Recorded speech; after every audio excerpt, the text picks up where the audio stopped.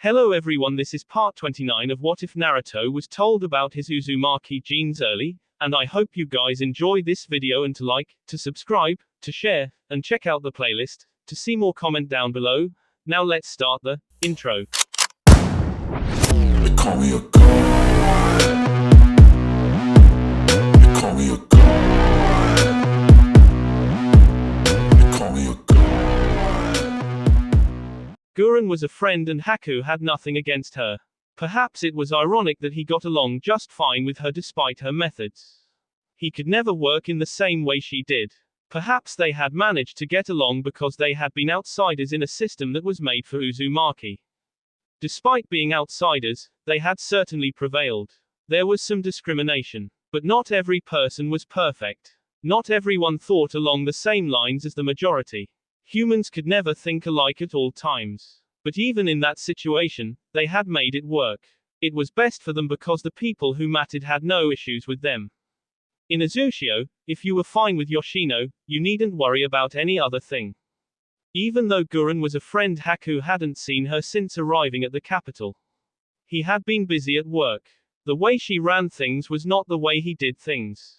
He had been forced to change things to work for him. There was also just too much work to be done, added to his work. Haku was currently standing within the grounds of Naruto's compound. The place was massive and the main house had already been built. The clones were busy at work. They didn't seem to recognize him. For the third day now, he was coming here and none had come to him to say something. They only listened to the builders. It had only been 3 days, but Haku realized he missed talking to Naruto. He had always been at Naruto's side. Even when he was not there, there was something. But he could see him now and yet they could not speak. It didn't matter if it was a clone. It was a clone of Naruto. Missing home already? Naori asked, as he walked towards Haku. He blinked and asked another question. Are you okay? Haku nodded. Just haven't been getting much sleep. I thought Gurren had everything under control. Naori said. There shouldn't be so much work that keeps Haku sleepless. Naruto was not going to be happy knowing that Haku was working like this. If an attack occurred now, the man would be in no condition to fight at full capacity. I thought so as well. Haku said with a frown. He would not badmouth her or say anything to get her in trouble, but Gurren had not been doing so well. What is that supposed to mean? You know how important this to His Majesty. If there is something wrong, we have to let him know. Haku faced Naori. He wondered who was worse between him and Naoki. The two were similar, but Naori had appeared to be much more reserved. Of course, they were similar, in that they were quick to report things to the Emperor, especially when it was someone else who was at fault. When they did things, they liked pretending as if it never happened. It was like they received a bonus for telling the Emperor things he didn't need to know. Haku didn't like it. He could of course see the irony, as not long ago he was complaining about things he too didn't need to know but wanted to be told nevertheless. Shaking his head, Haku responded. He doesn't need to know about this. Are you protecting Gurren? I'm doing my job. The report you came to collect is on my desk. Ask the assistant to give it to you and I would appreciate it if you don't contradict it. Haku said in a stern tone. Naori waved his hands. You are free to do as you please. I am only going to collect the report. The extra questions were simply for my curiosity. I believe His Majesty once warned you about it. Naori smiled. He had been mischievous then. Perhaps working alongside Naoki did bring that out of him. We were always up to some fun then. His Majesty was tolerant of it, but now things are different. There is no more time for mischief. I'm sure Naoki will disagree with that. Possibly. Naori said. How long before this is complete? A week at least. The other buildings are already standing. Having thousands of clones working every day surely helps speed up the process. Sometimes the builders cannot even keep up with them. Haku said. But soon, we will be living here. You took your sweet time.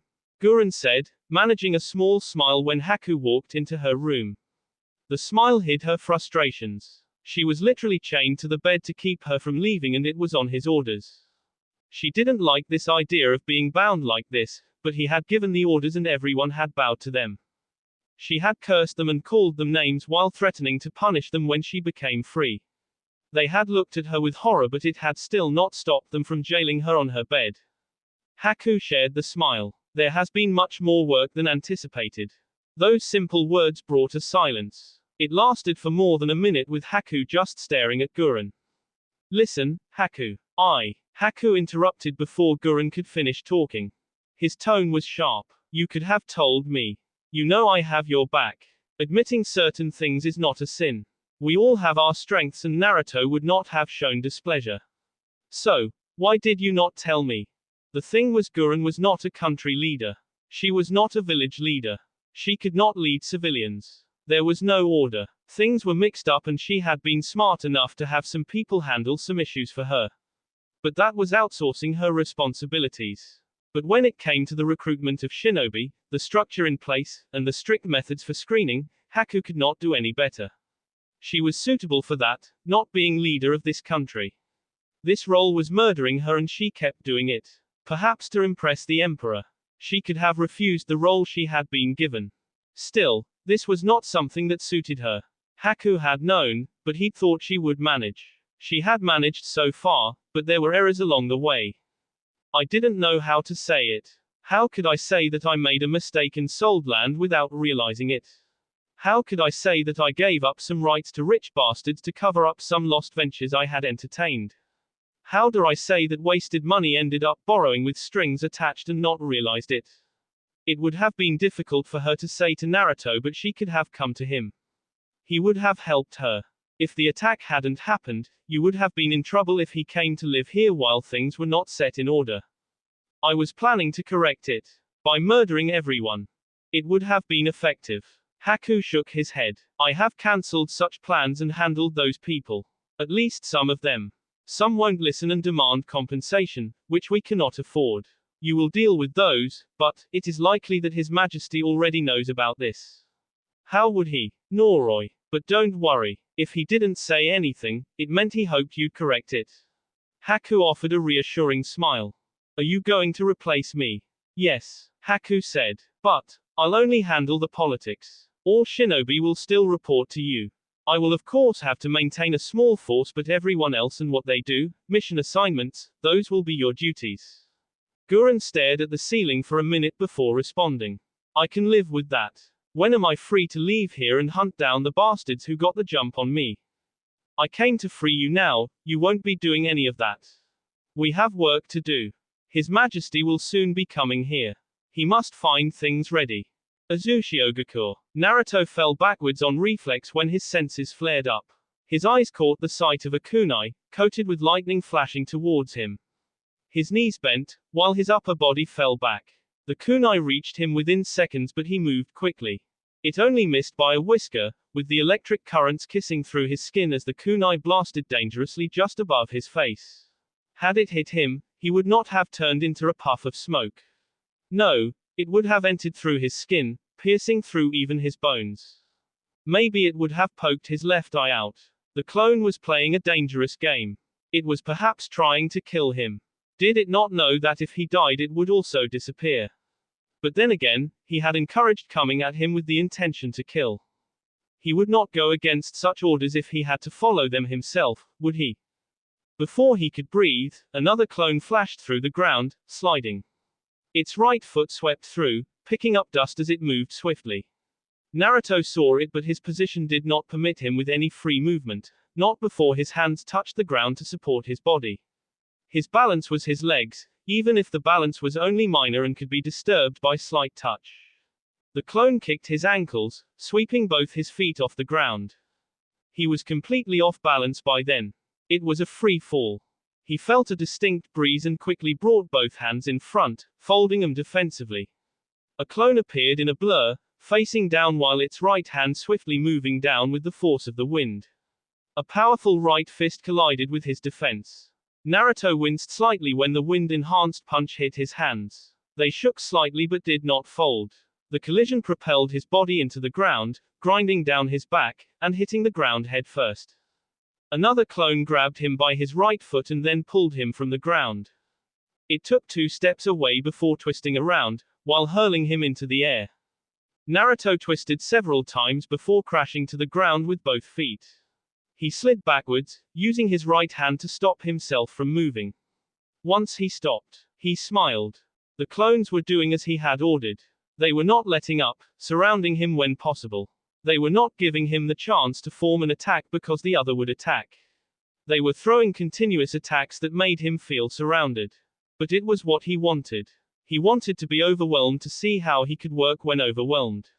No doubt, Madara would overwhelm him in battle. He needed to handle that. He needed to be able to lay the plan to work while on the defensive. Is it working, yet? Yoshino asked. He was sitting on a small boulder, observing the Emperor train. He was not supposed to see what the Emperor was doing, and had not seen anything. Naruto shook his head. No, I cannot find the chance to do anything. This is going to be impossible. I thought I could do it, but no. Once more, he shook his head. I dislike failure in such ways. Madara had both the Sharingan and the Rinnegan. He was rather infamous for his use of the former dojutsu, and that made him dangerous. The man was always aware of what was happening in the battle. Given both dojutsu's ability to see chakra, it made his mission difficult. But, with the added pressure of being under constant attack, it just became impossible. This didn't mean his battle with Madara would be an impossible one. This just meant he had to look for a different method. Having just one ace in the hole was dangerous. You needed plenty in case the first and second don't work. Naruto never wanted to be in a position where he was out of options. Such hopelessness would drive him mad. It doesn't help that the man's usage of his eyes is legendary and he has years of battle experience. He lived his life fighting and fighting. He also isn't stupid. Someone like that will not be easy to deal with. Yoshino said, before smiling. But, I am confident that His Majesty will win. If all else fails, we can step in to carry you to victory. Naruto turned to face Yoshino with a raised eyebrow. Are you offering me words of encouragement, Yoshino? He asked with surprise. Yoshino chuckled lightly. You need not give me such a look, Your Majesty. You have often said you are still human. In the event when people see failure, they require encouragement continue. Weak-minded people allow failure to stop them from progressing. There was much to learn from failure. People who could not learn from it did not improve that much. There had been many mistakes and pain when he was learning ninjutsu, but it was that pain that pushed him towards perfection. Reserve that for people without the will to fight, Naruto said dismissively. What you should think about is just how powerful the Jubi would be. I know how strong the Kyuubi is, but from what it has said to me, the Jubi is not merely a combination of all the powers of the 9 Beiyu, but something different and much more powerful. Kurama calls it a force of nature with unlimited chakra. Its power cannot be measured, or as the Kyuubi says, Jubi. It was an existence that they were lucky not to see. But, if they allowed Madara to gather all Beiyu, he would revive it. And, it could be the end of the world as they knew it. I wonder. Yoshino paused, thinking. It is something we should never dare to consider, Your Majesty. Too dangerous. I guess I will agree with you. Besides, that is an existence that frightens me. Naruto admitted. Sasori and Deidara are moving towards Gaara. At least I think so. Noroi is tailing them to see where they are going. But, if they are going after him, then I must work quickly on my part, because at any moment now, we may be forced to confront Madara. Indeed. Yoshino agreed. Still, it was rather cold of Naruto to allow Gaara to be attacked and possibly captured just to get the message through to the other cage. Should we call upon Lady Chio and compel her to perform her duty if all fails? I hear she has become a supporter of the Kazekage now. She probably will do it for free if we just ask. But with her age, I doubt she will have the chakra to perform the jutsu. That can be arranged. We don't want to use our abilities in public like that. We must make use of other available means. And, we cannot afford to have the Kazekage staying dead. Yoshino said in a firm tone. I am well aware of the situation and will deal with it. What do you think Sasuke will be doing now? It is hard to tell. All he does these days is train. I wonder if he will even come out. Yoshino said. But what does it matter? We know how he will act if nothing changes. If nothing happens, nothing happens. He has never been that much of a significant threat. Naruto shook his head. Recent events have led him to believe that one should never underestimate anything, not even an arrogant Uchiha with the superiority complex of a god. Never underestimate anything or anyone, Yoshino.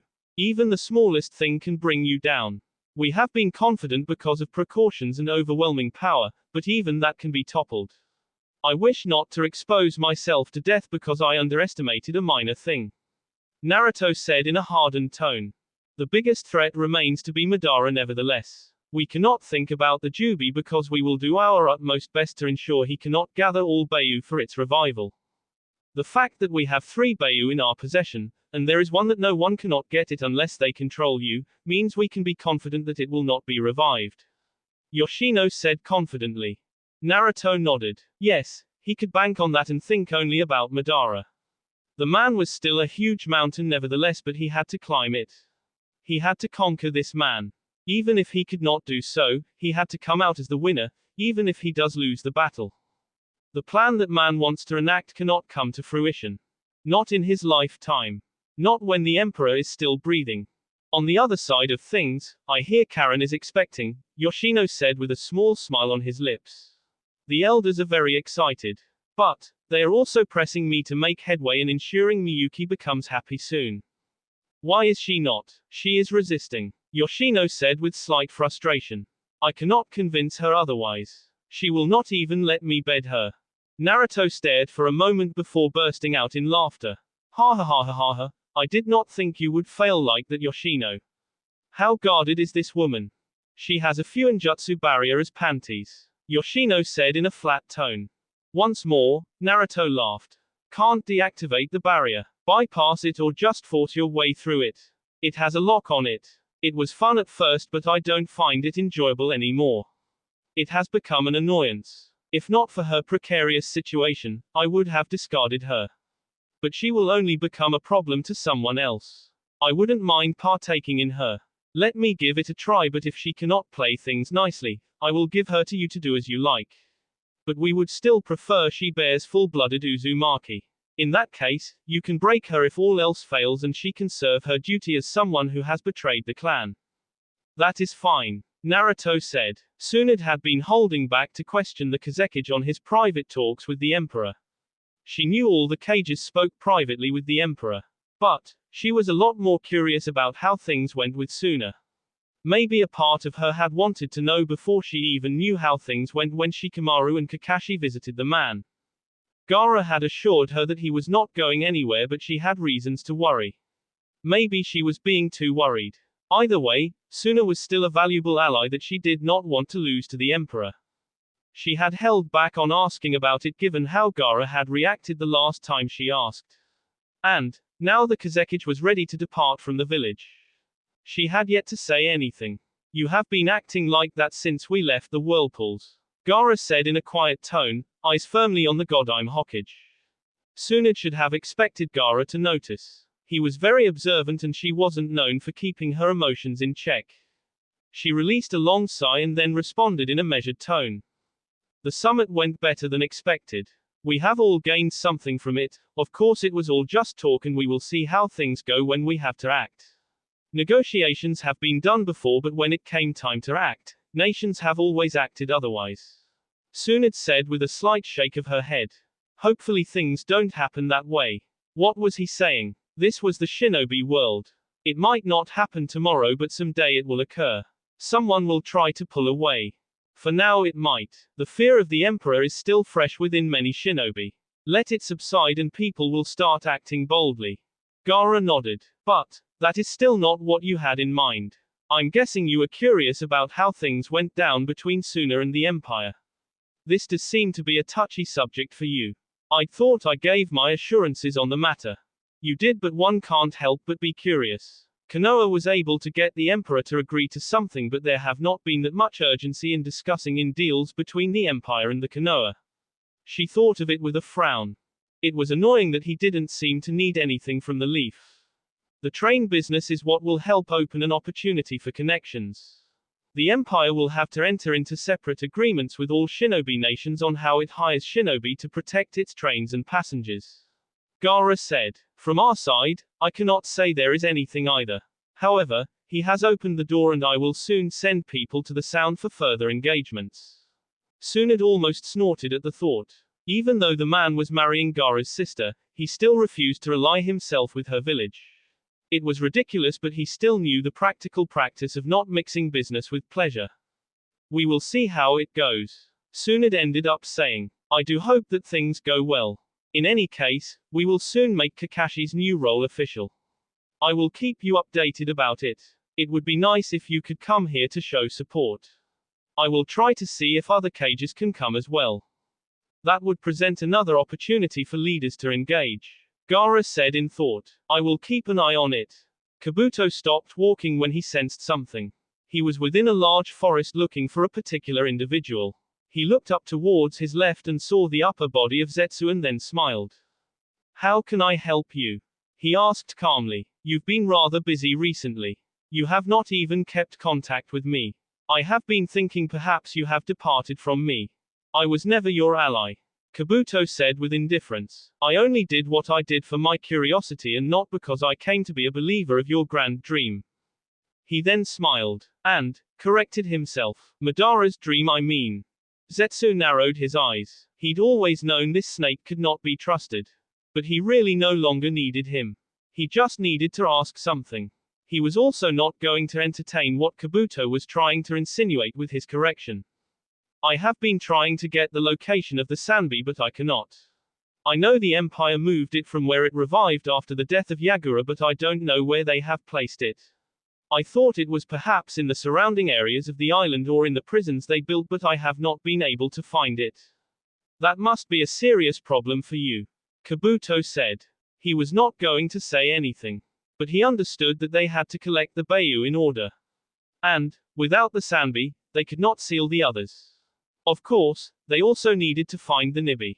With her in Azushio, it was likely that she would be hidden away in some space that not even Zetsu could detect.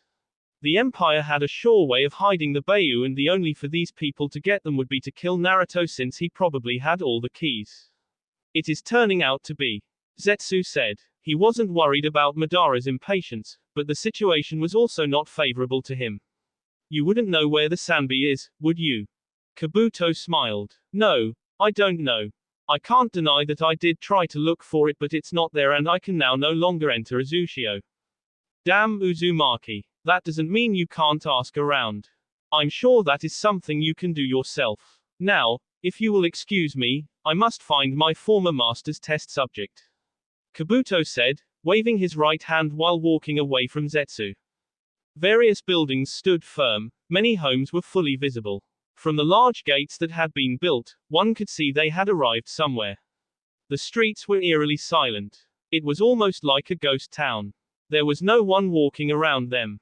It was just him. But soon, these streets, the apartments that had been built would be filled with people. He would have people coming here to live in his nation. This was only temporary. The silence didn't bother him nevertheless. He did like it when he could not hear the sound of men. There was peace there and he could dwell in his thoughts without disturbances.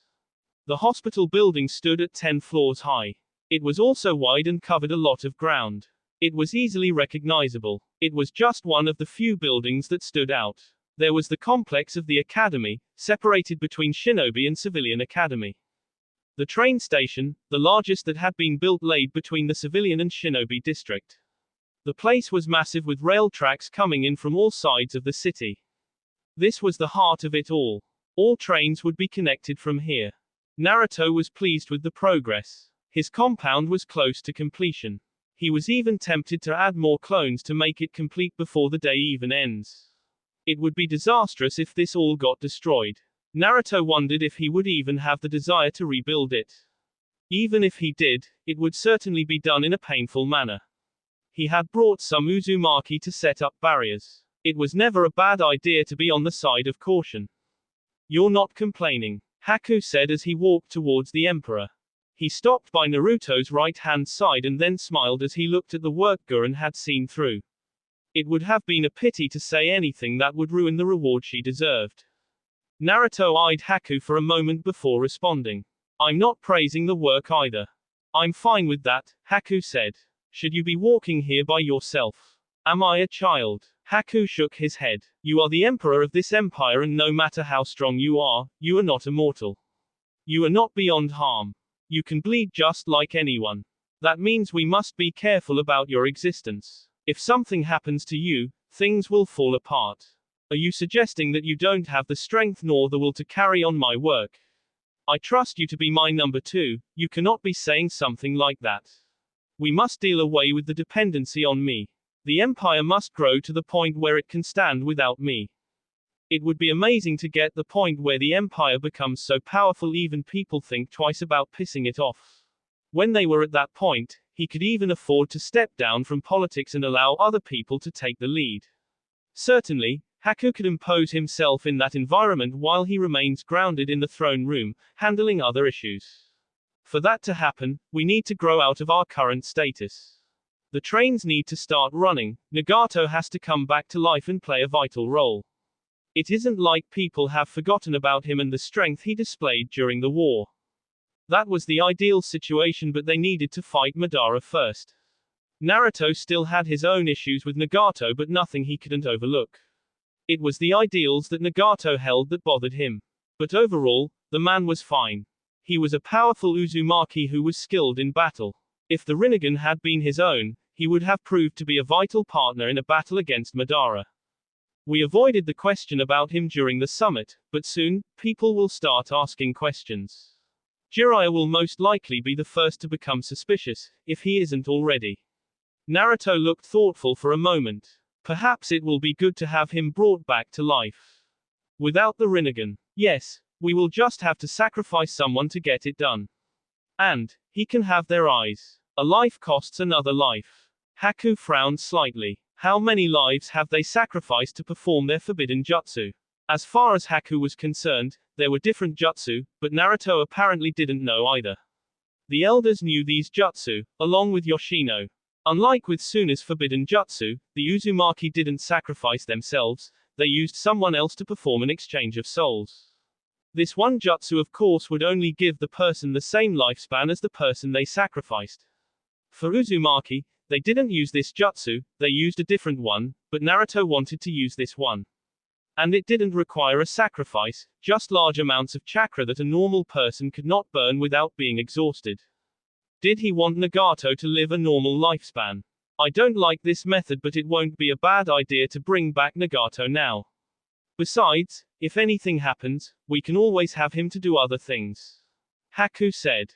That can come later, I'm satisfied as long as you don't have complaints. Naruto said. When are you going to have it done? Naruto thought for a moment before shaking his head. I will think about it some more when I return to the whirlpools. But by the time I move here, he should be back to life, that is if the situation permits it. We still don't know how the Akatsuki will move and when. There is also the issue of Shin to consider. Shin was a different matter, but Haku wasn't that worried as much as he worried about the existence of Uchiha Madara. At least Naruto was thinking of a way to tackle the situation. And, he expected the Emperor to succeed. He had his fears of failure for the man. He would not dare voice those thoughts nevertheless. It will be good to have Nagato around and he can work on political issues along with me to raise his influence both within and outside of the Empire. What about Gurren? Naruto eyed Haku at the corner of his eyes and asked. What of her? Haku tried understanding the meaning of that look before shaking his head when he could not. I have already warned you that I am taking over as leader of this country. But what of her role? She remains in charge of all shinobi matters, but is that enough? You had given her a big role here. What she has is enough for her. She can succeed with the job you have given her. I cannot add anything to it. If she is not satisfied, she can come to me to complain. It doesn't even surprise me that things have come this far nevertheless. She is a woman who gets off by inflicting pain on others. Sitting behind a desk was never going to satisfy her. And yet he put her in that position.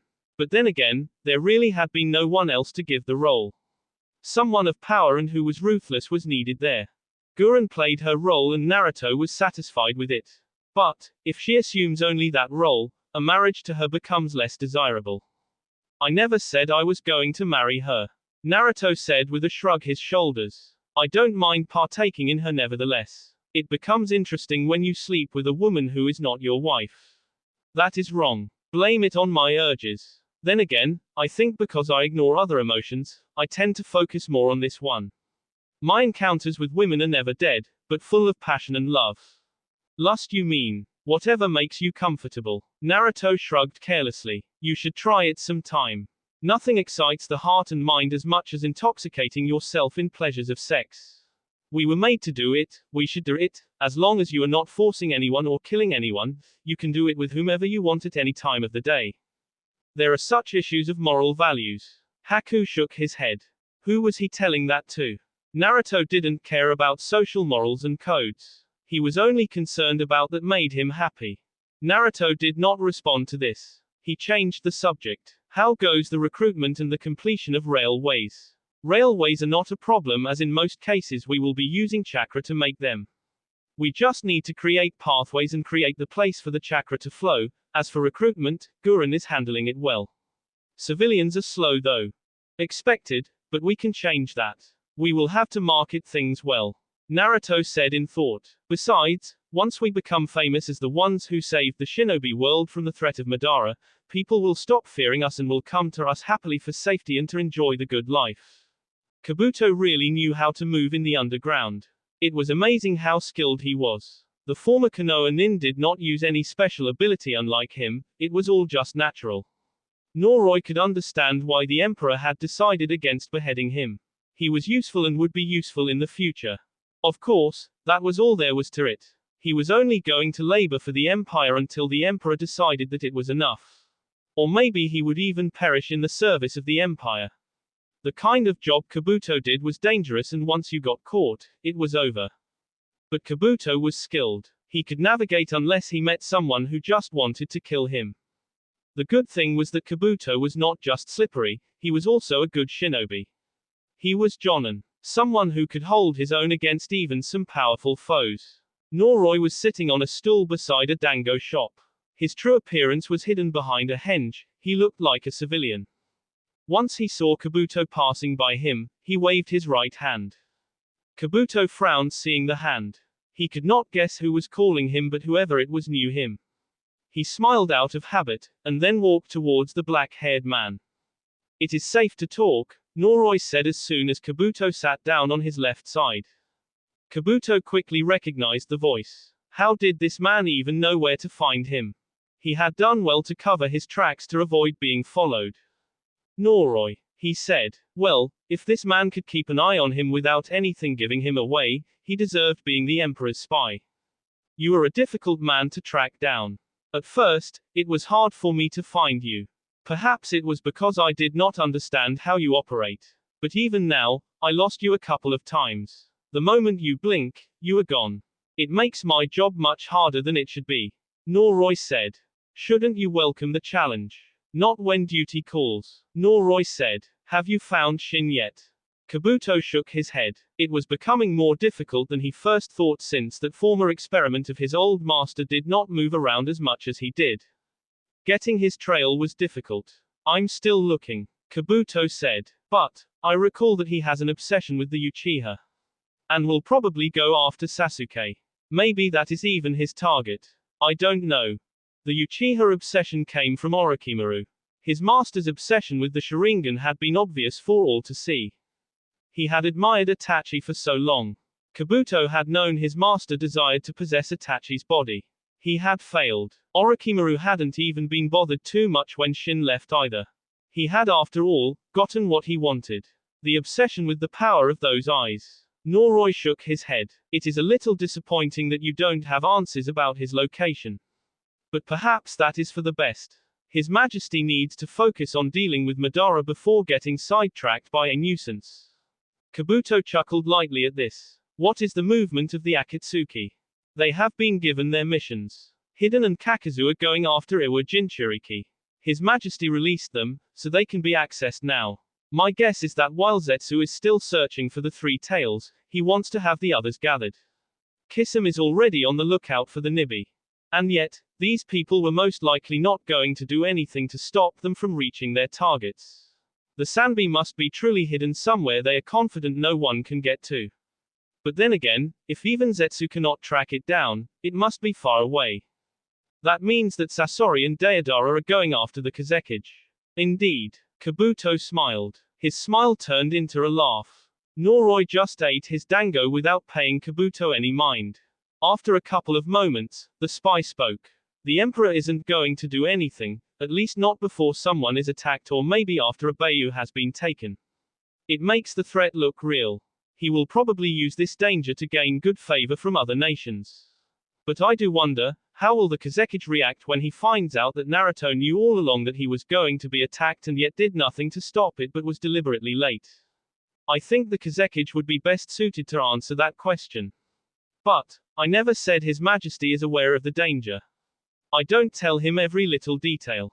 I haven't even told him that Zetsu appeared before you and tried to have you tell him about the location of the Sanbi, and I most likely won't do it. Kabuto stopped smiling. He hated this. Don't worry. We don't know where you always are. I only saw it because I was searching for you, looking for answers on Shin. I'd like to keep His Majesty appraised about the situation. Noroi said. I hope you'll have answers the next time we meet. Mei did not hide her smile when she opened the door to her house and found Naruto standing there with a bottle of sake. She stood there, staring at him.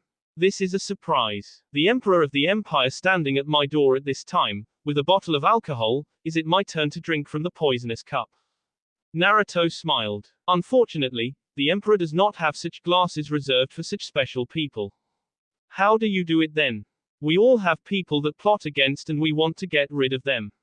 Mei said. Though peace-loving, she knew there were certain things one could not run from. People would always fight against someone. And she had her fair share of detractors who would stop at nothing to try to take her down. Let me in and I will let you know.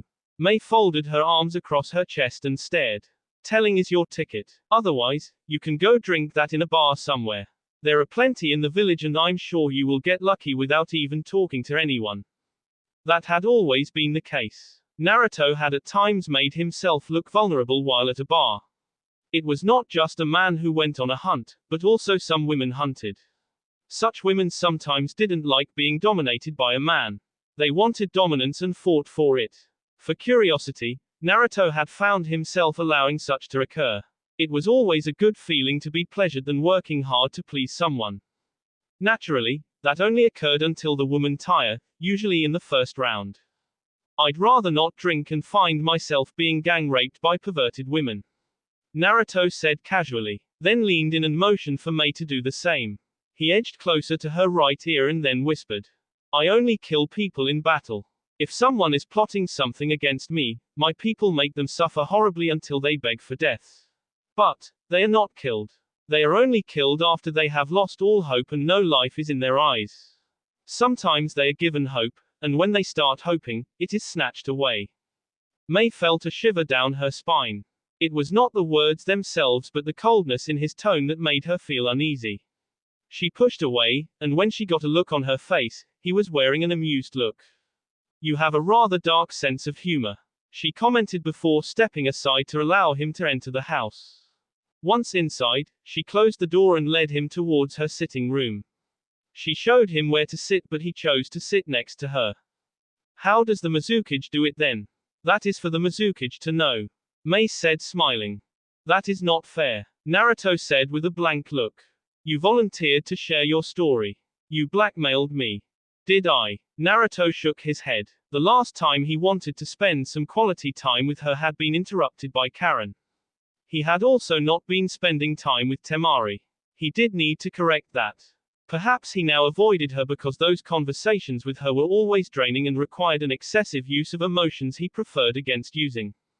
Liking someone was truly a chore and a hard job that took away one's focus. What is the occasion? Mei asked, glancing at the bottle.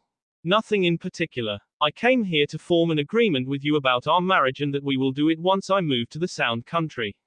But, first I should let you know that we are facing a dangerous situation that I did not share with the Cages. Mei took note of his serious tone and became serious as well. If Naruto said there was danger, then there was truly danger. What is happening? I'm sure the question about the Akatsuki was also brought up during your meeting with other Cages. And, that we used them before the war. We indeed did use them. In any case, that has become irrelevant now. They have now turned their eyes on something else. They are hunting down Jinchuriki, or at least, we think that is the case. We thought it was something we stopped when we killed their leader. But, it turned out the leader was not really the one pulling the strings. Mei digested everything quietly. Naruto said a couple of things, all mixed up. There was a lot to take in, but she was worried about his revelation that a group of S-rank criminals were after Jinchuriki. It could only mean that they wanted the Bayou. That was indeed dangerous. What would happen if someone gathered all of them? It would threaten the very foundations of the elemental nations. It was especially worse since these were all S-rank criminals doing this. What did they want to achieve? What did they want to do? Why had Naruto not even said anything about it? He was also a Jinchuriki. That meant he too would be a target. We should warn the others. I don't know. I want to be sure first.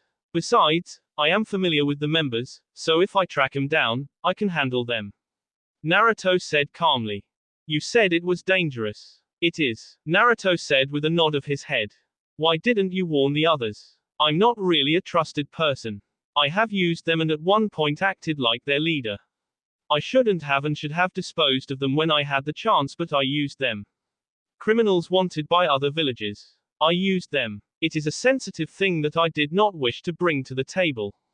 Naruto said with a slight shake of his head. Let us not focus on this serious talk. I came here so we could finish what we could not the other day. After what you just said, I'm not sure I can. I know that. That is why I brought this. It is something from the land of the toads. It will help loosen your mind a little bit. You want to take advantage of me while drunk. Naruto smiled. It is just one bottle, do you easily get that drunk? It all happened a bit too quickly, but after 3 hours, Mei found herself being carried by Naruto, giving him directions to her bedroom. When they arrived, he threw her on the bed.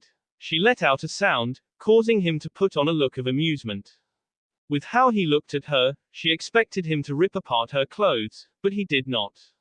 He just climbed the bed gently before getting on top of her. His hands were on the sides of her head, he was staring down at her. She felt impatient at the staring contest and raised her head, trying to capture his lips, but his right hand moved swiftly, his index finger stopped her, touching her lips. Don't be so impatient, he spoke in a smooth tone. Mei thought she felt some emotion in it. Maybe she was mistaking it. He didn't look the same. His eyes were different and he did not feel cold. Atop of her was not the cold emperor who cared for little. This was not a man who wanted to pleasure himself while abusing her. This was a man who wanted to love her. In his own way. Perhaps it was right to say this was a man who wanted to love her body. Maybe it was the alcohol, but thinking about it just brought all the frustrations she has felt over the years. She wanted his love. She wanted his touch. Her hands touched his chest and she pushed him away from her. He didn't protest, not even a little. He just sat there, watching her undress. And suddenly, before she could even finish, he was pulling her closer. His warm hands were on her back. She could feel his fingers. It was like he was teasing her. She closed her eyes, feeling those fingers trace down her spine. They stopped just above her butt. For a moment, she could not feel his touch. Kyaa. Mei let out a small cry when Naruto suddenly slapped her behind. Before she could caution him about it, he captured her lips. His tongue danced with hers for a moment as she melted down, slowly falling on her back with him following her. Mei mentally asked herself why when he pulled away from the kiss. She felt his hands moving around her chest, slowly moving up. It was a bit tingly, causing her to shiver a bit. She moaned lowly when his wet tongue started snaking around her left breast. When was the last time she experienced this? This sensation. This feeling of bliss. She had. Her legs jerked out of reflex when Naruto's finger found its way inside of her, between her legs. The following day, Mei had a content look on her face as her head rested on Naruto's chest. She felt happy. She didn't want to think about the fact that this man was likely going to be his usual cold self the moment he stepped out of her bed. She was happy with now. She could feel the sound of his heart beat. She could count how many times it beat in a minute. She felt she was with a human called Naruto Uzumaki, not the emperor. When he started moving, she pressed him down. Thinking of leaving. I must attend to certain issues at home and I have other problems that I must deal with. Naruto said. Karen was likely to be glaring at him the moment he arrived home, but he would handle it. What issues? My leader within the sound was attacked during the summit. I have been trying to find the person who did it. Naruto managed to tell that much in a calm tone. You didn't say anything, Mei said. She was a little surprised that he was willing to admit this to her. He had already told her about the Akatsuki. She smiled. At least he was being open with her. There was no need. Those are private affairs for my empire. Naruto said calmly. You have been at this since you woke up. Are you not going to let me leave? After breakfast. I'll feel cheap if you just leave in the same manner you do with your nightstands. I'm not that heartless that I would leave a woman in her sheets without a goodbye kiss. It is always satisfying when I kiss her goodbye and watch her try to beg me to stay. I have at times woken up and found some women gone, Naruto said. I can manage to stay until breakfast. Good. I'm going to try to get a nap. Last night was tiring. If I don't get some sleep now, I will sleep in the office while on duty. Are you going to be fine? I've pulled all-nighters before. Naruto said with shrug. Kazekage, we have been waiting for you, HN. Deidara started as the bird he was riding along with Sasori hovered just above the Kazekage and his brother. Gaara frowned seeing the two members of the Akatsuki. It could not be anything good seeing him appear before him like this.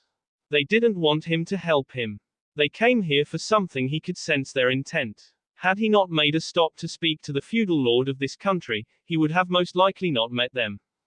But then again, Deidara had just said that they had been waiting for him. It meant they likely knew he was within this country and waited for him to leave the residence of the River Lord. He looked up and his eyes stopped on Sasori. It was never a good thing facing a former good shinobi of his village. Of course, he'd never met the man but had only heard stories about him.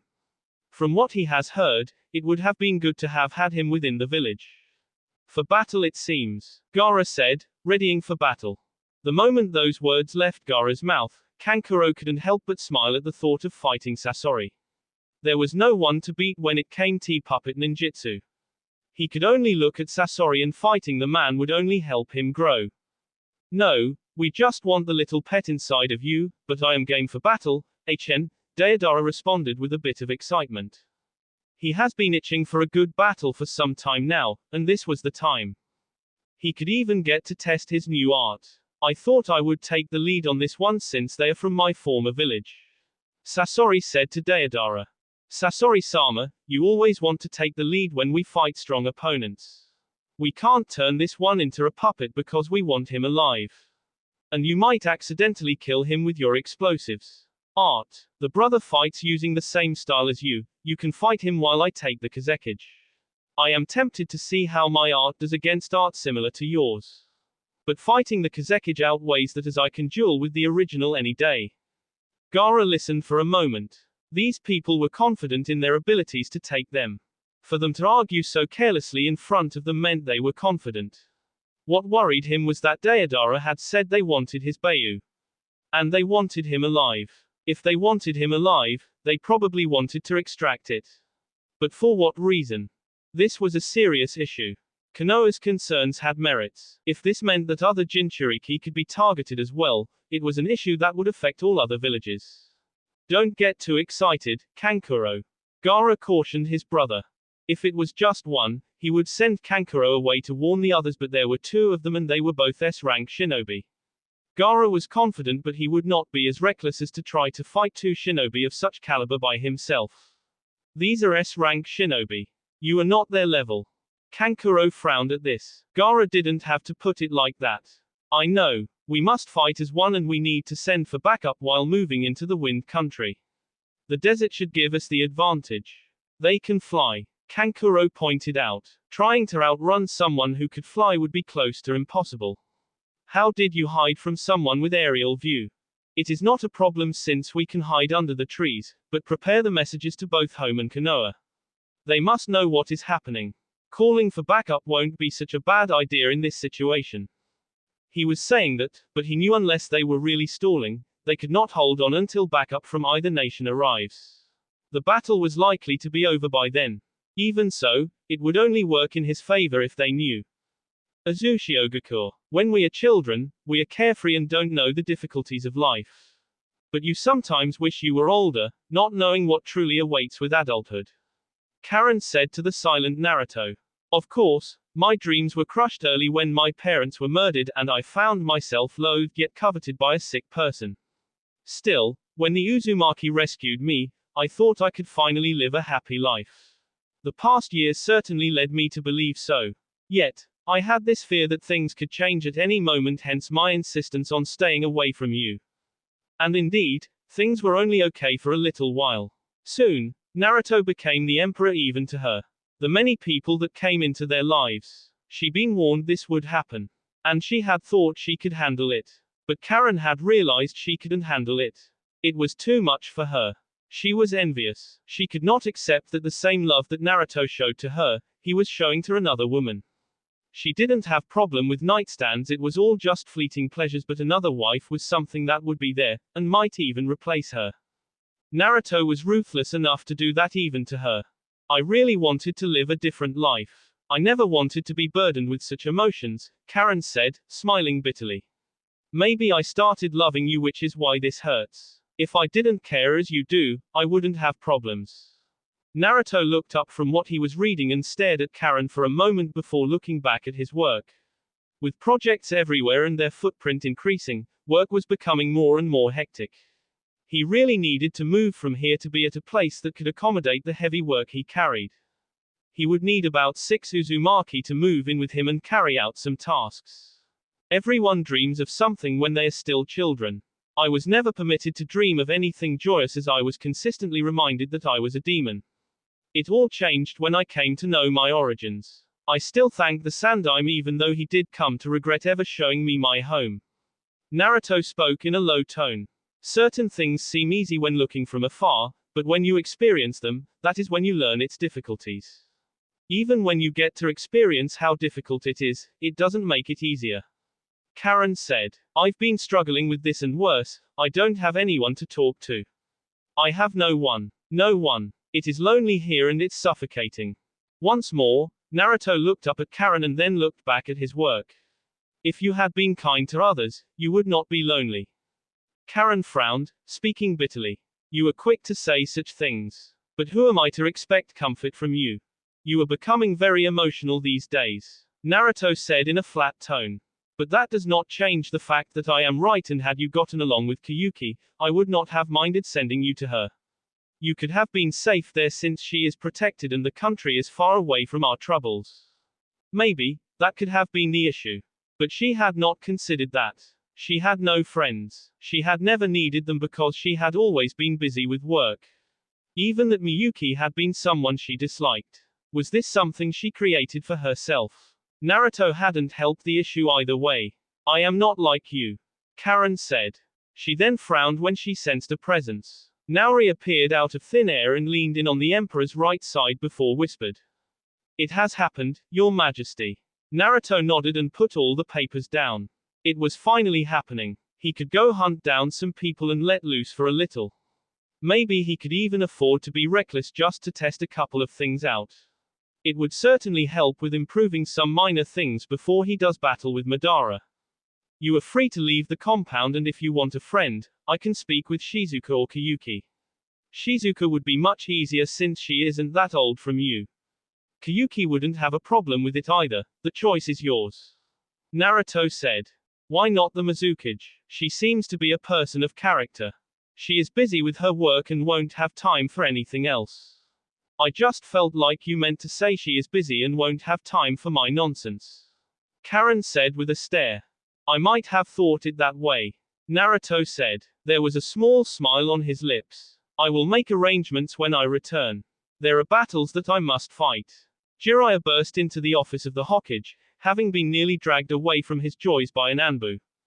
When he arrived at the office, he found Sasuke already there along with Tsunade and Kakashi. They all looked serious. There was something that was happening out there. It could not be with the Akatsuki, could it? We have received an emergency message from the Kazekage. He is currently under attack from 2 members of the Akatsuki and they want the Beiyu inside of him. I am sending both you and Sasuke out there to help him, if we won't be already too late. You must absolutely rescue the Kazekage if he needs it. This was a disaster. They didn't need this kind of thing at the moment. For sure they knew Naruto didn't have anything to do with it. He didn't seem to care about Beiyu at all and had captured 3 of them during the war and ended up returning them. The Akatsuki was after something sinister and they had to stop it. You once said that your former students in the rain were connected to the Akatsuki and probably led the organization. Are they up to it? Sasuke asked Jiraiya. He understood the implications of his question quite well. Omegakure was under the Empire, and if those two were behind this attack, then it was the Emperor. Sasuke would not waste time heading to the whirlpools to deliver some judgment to the Emperor if that was the case. About that, Jiraiya started in a low and serious tone. Nagato was not present when I went to Omegakure, and Conan said he had gone to Izu. But you were there, he was not. And with the rain now open, it is easy to get information out. The thing is, Nagato has seemingly disappeared. Sasuke shook his head. Naruto knew things and was hiding them. Talking here will only waste time. I will go ahead of you, Jiraiya. We don't know if the Kazekage is winning or losing, or if it is over by now. The Uchiha said. Tsunade had already given him the general location of the Kazekage. He could follow the trail and search for the Kazekage. You'll need someone skilled with tracking to help you. Kakashi said. Kiba should be waiting for you by the gates. He has the scent of the Kazekage. If he slows me down, I will leave him behind. Sasuke was gone after that. Jiraiya created a clone and then jumped off as well, with the clone staying behind. The extra power seems to make him grow ever so overconfident. I didn't think it would be possible. The mystery about Nagato's whereabouts isn't the only thing strange happening within the Empire. There was a battle that occurred in the Sound. It is safe to say it was an attack. I don't know who was attacked by whom, because they locked up everything. But leaders were changed. It is now Haku who leads the Sound. That woman Gurren has disappeared. Tsunade frowned deeply. It seems there is a lot that Naruto is keeping from us, she said in a hardened tone. You have to ask him the hard questions. No doubt he will come to the rescue. I intend to do so. Jiraiya said firmly. He most likely knows what the Akatsuki is trying to achieve. He will be cooperative since he too is a Jinchuriki, which means that he will also be under attack. Of course, this could also be a ploy. We don't rule out anything then. We deal with this objectively. That will be all for this video. Be sure to like, subscribe, share, and comment down below for more videos. Goodbye.